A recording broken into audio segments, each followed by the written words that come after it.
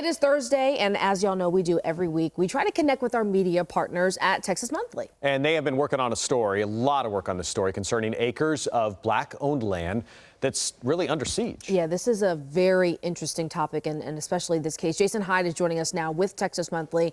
Jason, hi to you. Thanks for joining us. We know you've been working on this story for a while now, since 2019. First thing I want to ask is, how did you come across this, and what did you find in those years of investigating this particular story? Well, thanks for having me. Yes, this began back in 2019. I got interested in the subject of heirs property, which, if you're not familiar, is property that gets conveyed from generation to generation without the use of a will.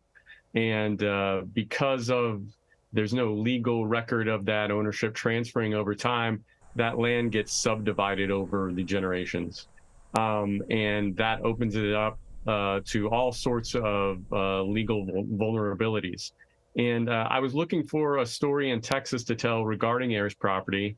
And so I called some experts on the subject, and, one thing led to another, and I got hooked up with a nonprofit in Austin who'd heard about what was happening in Brazos County, and connected me with an heir named Lawrence Smith, who is one of the men who's featured in our article.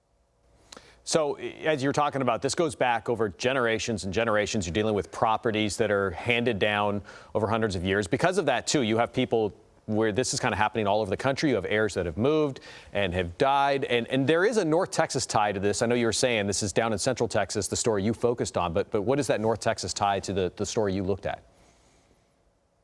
Yeah, absolutely. So because of all the abuses that this form of ownership of land is open to, there have been some legal protections passed in Texas. In 2017, a law professor who was at the time at Texas A&M Law School in Fort Worth, who is actually one of the country's leading experts on the issue of heirs property. His name is Thomas Mitchell, and he drafted model legislation that has been adopted by quite a number of states, including Texas, to help protect against some of the worst abuses of heirs property by people who try to use various legal means to acquire that land. And Texas did pass that legislation in 2017, authored by State Senator Royce West out of Dallas.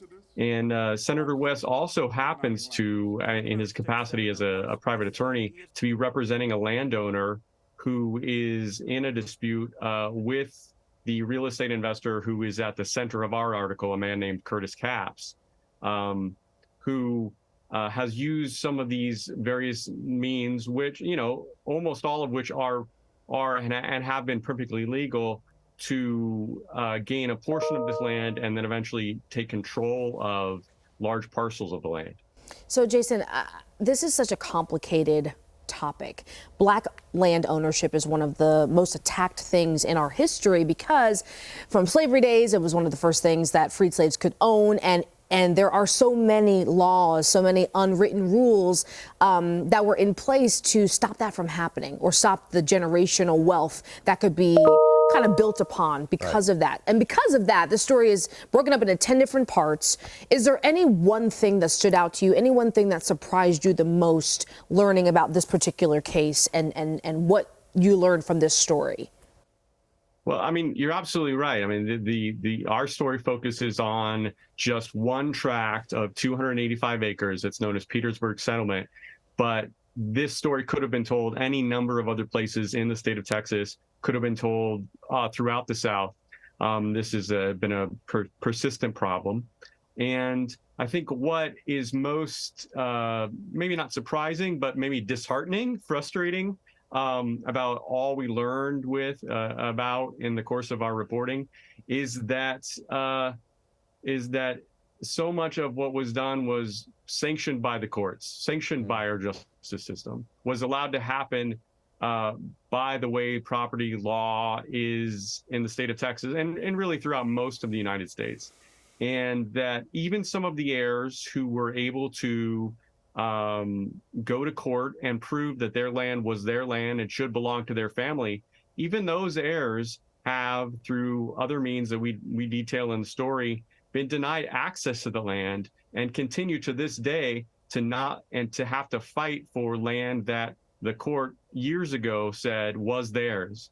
So the fact that even these people who have proven their right to their own land are still years and years into this fight having to go to court over it is I think going to be frustrating to all the readers of this story.